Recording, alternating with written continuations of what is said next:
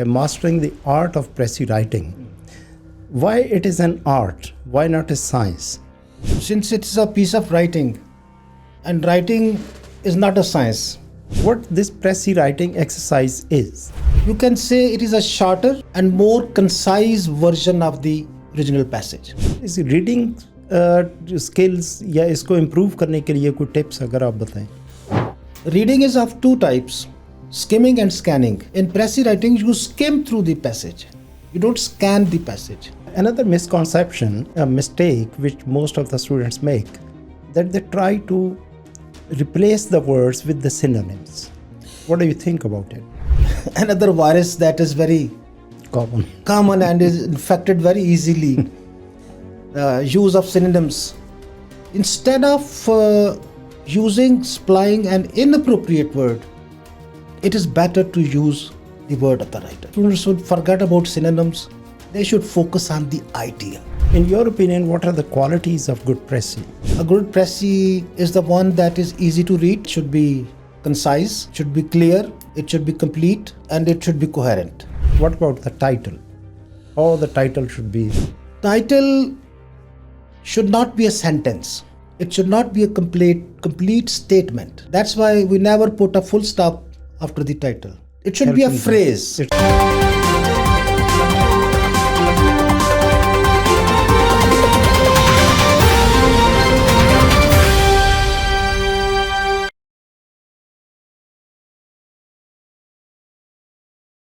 This is new episode of WTI Talks.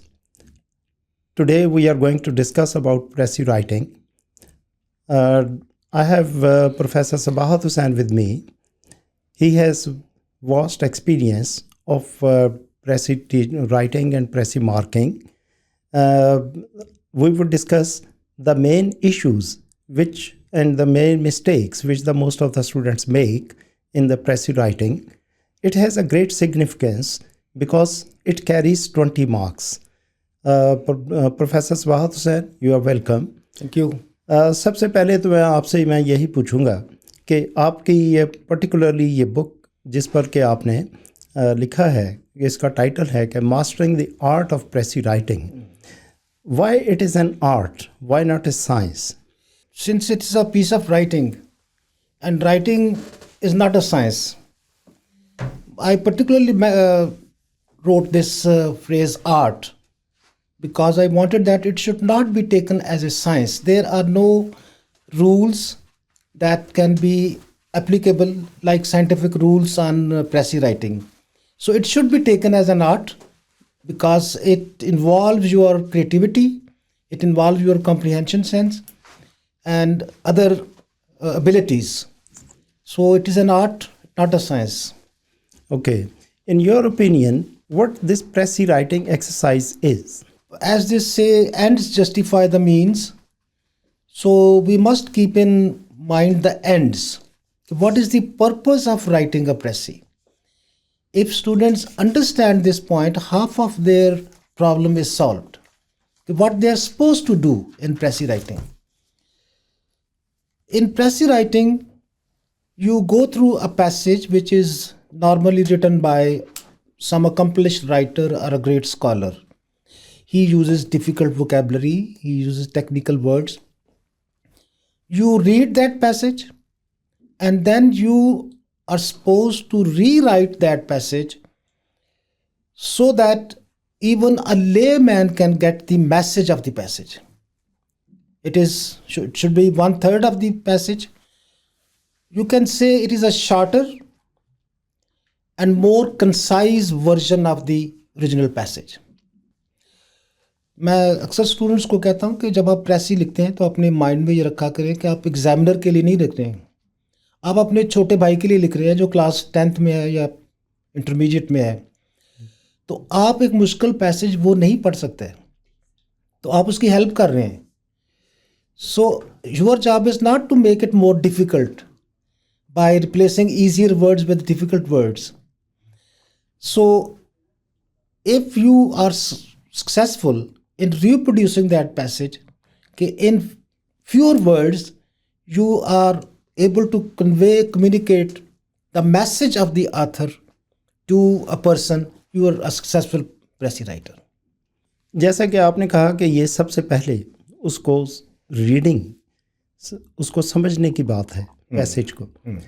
इस reading skills या इसको इम्प्रूव करने के लिए कोई टिप्स अगर आप बताएं। ठीक है, रीडिंग भी हमारे बच्चे उसमें एक आध मिस्टेक करते हैं, उनकी अप्रोच गलत होती है। They think reading is all about knowing the words and their meanings. Obviously, any passage they will get, it will have 5, 4, 6, 10 words which are new for them, totally unfamiliar. Very difficult vocabulary has been used by the author. But that does not mean that you cannot comprehend the passage. Reading is of two types, skimming and scanning. In Prezi writing, you skim through the passage. You don't scan the passage. This many students make this mistake that first of all they underline or encircle the difficult words. So that is the beginning of their disaster. Yes. कि आपने focus पूरा अपना मुश्किल words पर दे दिया है. And all the time those मुश्किल words will be ringing in your mind. Forget about them. You don't have to dismantle these difficult words. You have to bypass them. Avoid them. There are also some easier parts of the passage which can be very helpful. So you should befriend with the easier parts of the passage and get the message what writer is trying to say. Writers have a habit to repeat their ideas. In one sentence they are using difficult words. In the next sentence they might be using very easy words. In the next sentence, they will be explaining their idea with the help of an example. So let the passage help you. And a lot of common sense is involved in understanding and comprehension of a passage. Many words explain themselves in the context. So keep the whole passage in your mind all the times. Okay. Go through the passage. Answer one question, what the passage is about.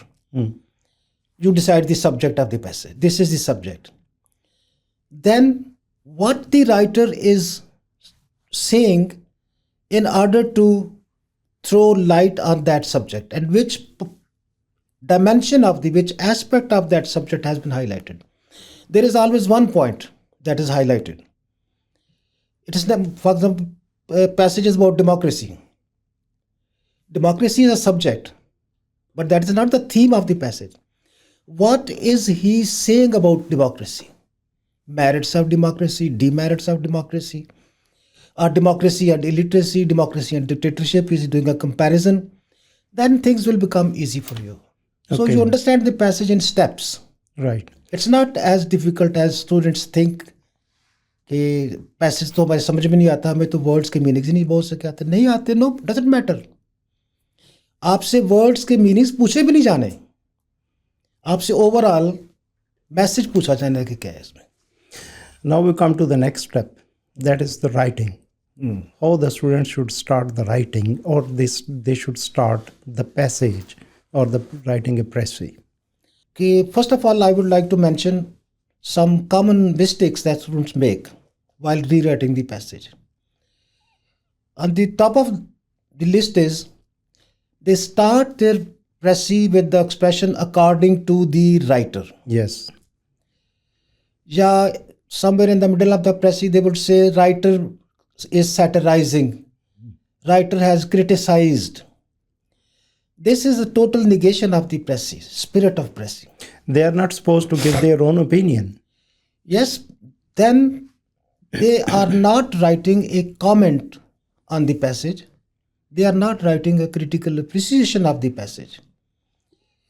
Prezi writing is different from critical appreciation, different from a comment, different from a review. You are not talking about the author of the passage. You become the author and you rewrite it. So this is mere wastage of time and against us. That's why, sir, we have two separate questions: Prezi writing And comprehension. Yes, these are two different skills. Different skills. Yes. So in comprehension, you say according to the writer. Yes. Writer criticizes, writer believes in this, If you say the same thing in the Prezi, then what is the difference between the two questions? Yes. So you are rewriting it as you step into the shoes of the writer and rewrite your own passage. Yes, if writer has used, sometimes students ask a question, writer has used the word I. Writer says, I believe that war has been the major cause of breakdown of civilization. So they would say, how would we omit I? You don't have to say, a writer says, simply omit the I and make the statement that war is the major cause of breakdown of civilization. You can get rid of I. Very simple. Or sometimes one can mention I as well. For some person, if someone has, as it was No, the Precis of 2016, CSS 2016. Yes, that is an exceptional passage. It's a different type of a passage. I call such passages autobiographical passages. So that is an exception. There you have to start with the writer wanted to spend his summer vacation at a different kind of a unique place. Then all the press is written in third person. He and his friend John visits Cherokee. They went to a shop, they visited a museum. So that is written in the past tense. And let me clarify another misconception. Many students come and they have used past tense in their Prezi. The whole Prezi is written in the past tense.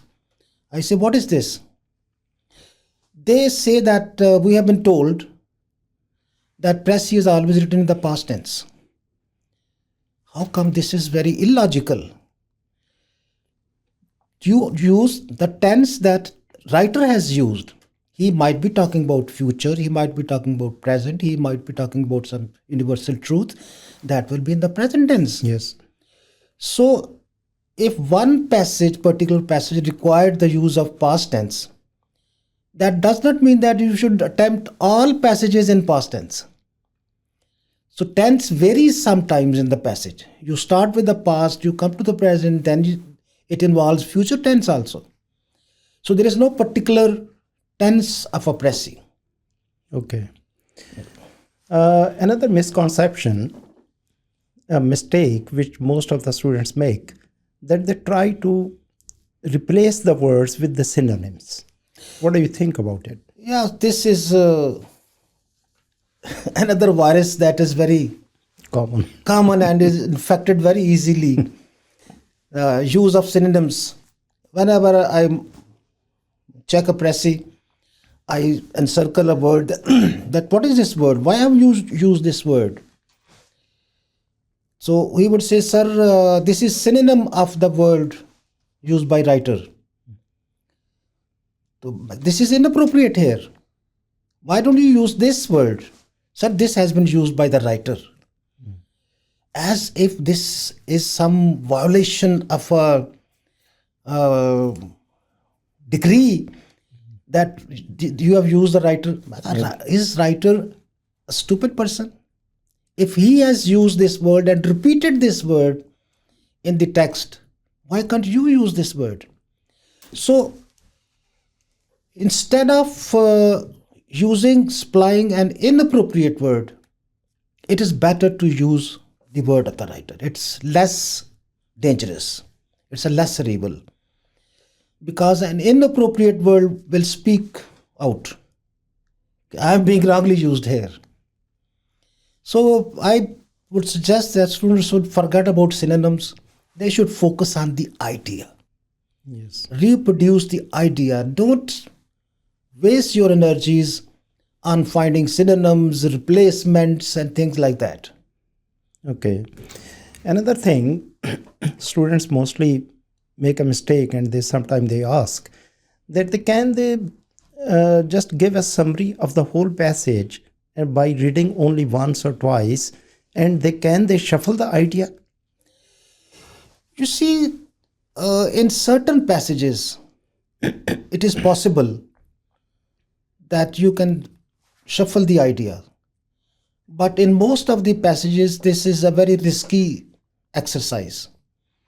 And there are very few students who have this ability to rearrange the ideas and still maintain the coherence in the passage. So I usually advise them not to do this, to avoid this practice, unless it is extremely necessary and you are sure that you can handle it. Otherwise, to be on the safer side, they should follow the sequence in which the writer has written the ideas. In your opinion, what are the qualities of good Prezi? Personally, I believe that a good Prezi is the one that is easy to read, easy to understand, and it completely reproduces the main ideas that are there in the passage. And then, as they say, it should be concise, it should be clear, it should be complete, Coherent. and it should be coherent. And coherence should be in the ideas, not artificially acquired by use of connectors. It's a short passage, and you need to say moreover in it. You say moreover when you already stated a lot of facts and you're adding one more. So it's a short passage, usually 125, 130 words. It hardly requires any connector. What about its length? Should it be exactly 1/3? Or one can or one can more or less develop some words? I think if instead of being incomplete, if you use say 5, 6, 7 words that exceed the 1/3 length, it's okay. I don't think any examiner would seriously mind that. But it should look like 1/3. That doesn't allow you to write say extra 50 words. Yes. So if it exceeds the limit to 7, 8 words, it's okay. No examiner, sir, calculates the words. Exactly. Yes. He doesn't have so much time. He will read the original words, calculate, then read the words of the every Prezi. It should give a look that it is a shorter version of the passage. If your words are saying what the writer is saying, it's okay. Right. What about the title? How the title should be selected? Title is very important. It might not have separate marks as such, but your title reflects that whether you have been able to understand the passage or not. A wrong, inappropriate title that does not cover the whole passage will show that you have not been able to understand the passage. So passage should be accurate, appropriate, and it should cover the main issue that has been highlighted in the passage. Okay. It should not be generic. By generic title, I mean that it should not be like this, like democracy is no title. It's very general. Like the disadvantages of globalization. It's a very general, it requires a whole essay to be written on this topic. This is just a paragraph. A paragraph, as you instruct your students while teaching them essay, each paragraph has one predominant theme. Yes. It carries one idea. So the passage that you have been given also has one predominant idea. That idea should be in the title. Title should not be a sentence. It should not be a complete statement. That's why we never put a full stop after the title. Because if you put a full stop, it means this is a sentence. And it should not have a verb. And it should be a phrase. It should be a phrase. If you use a verb, then it is a sentence, it's not a title. I will explain it with an example. For example, lying is a bad habit. This is not the language of a title.